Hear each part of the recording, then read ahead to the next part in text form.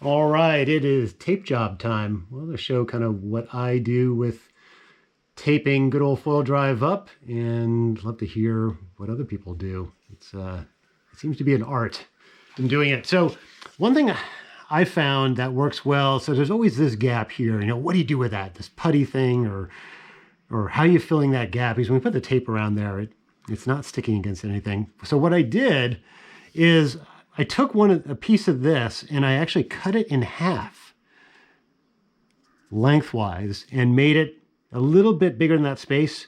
And then what it does is it presses in there nicely to fill that gap, and then we can tape over it. So I got one piece for that side, and then the other half right here. We'll pop on the other side. So that seems to do a nice job of filling that. Of course, there's a kind of an indent right there where the tape kind of floats, but still better than doing nothing there, and it's all part of your kit that you can use. So I pop those into there. And then always the challenge is not getting a wrinkle right here because of the angle and all of that. So what I do there is I take a piece of tape about that big, and I wrap it down this way to cover this gap initially. So I'll do this. I'll wrap it here, come around to the other side,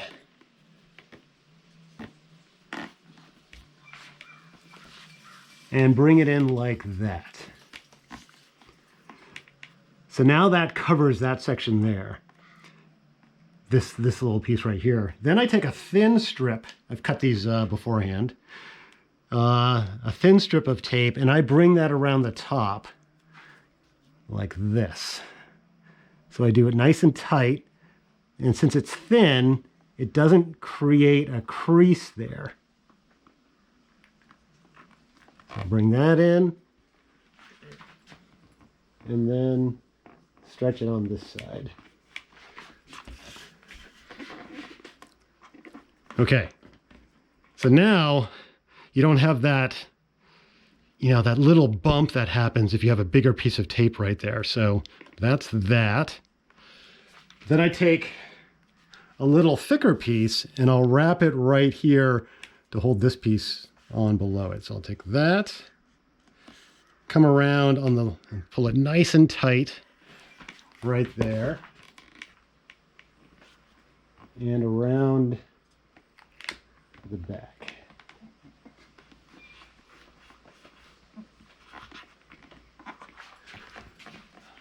All right, so now it's looking pretty good. We've got pretty smooth right there. We've got our filler piece right there, and we've got our little pieces coming across. Okay, so now we want to cover this because water flow is coming this way. Of course, it's going to peel up the tape there.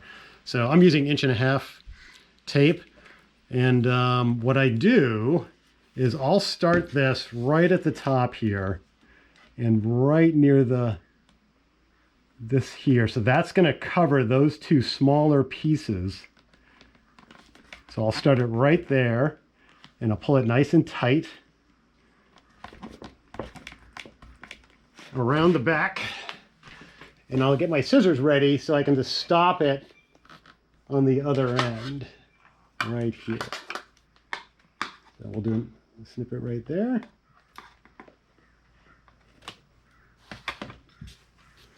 Pull it tight.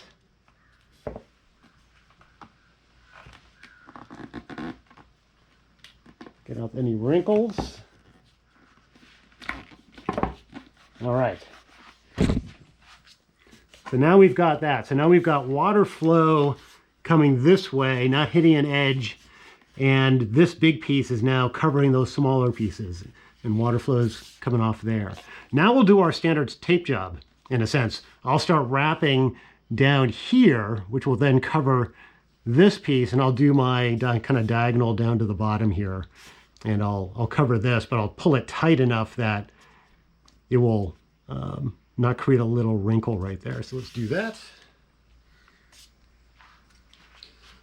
So I'll start this one on this side here. So actually I'll start here, over here. So I'm going to come halfway down because I know I'm going to be coming around here. So we'll come halfway down on that first piece I put down. Pop it right there. Now I'll wrap it nice and tight, pulling firmly on it. Get all the wrinkles out of there.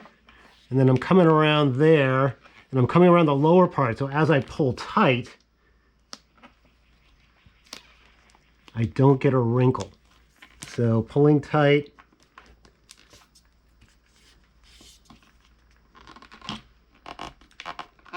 All right, so that's good. So not getting a wrinkle there. And now I can start to angle the tape down. So this is the hardest part right here. Right there. So making sure we're not getting a bump right there. So that looks good. Coming around. We'll be coming around the mountain when she comes. All right, so we come around there, pressing everything in. The next level, pulling tight. And then I usually try to press from the middle of the tape outward to get any wrinkles out as we go around here. So getting that cooking. All right, getting near the end. So coming around, pulling that last piece tight, and then we'll stop it right here. Nope, we're not going to do that. We're going to stop it on the other side. My bad. Almost made a mistake there. If we stopped it here, water's flowing this way, and that's going to catch it. So we'll stop it on the other side. Again, pressing in, getting rid of any evil wrinkles. There we go. All right, now I can stop it on this side. Come a little higher up. A little higher.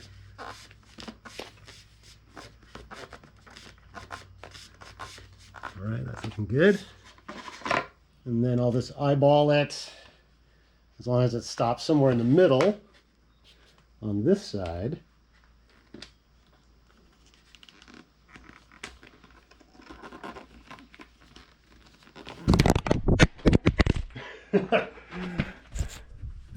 Party foul! The camera goes down with the elbow.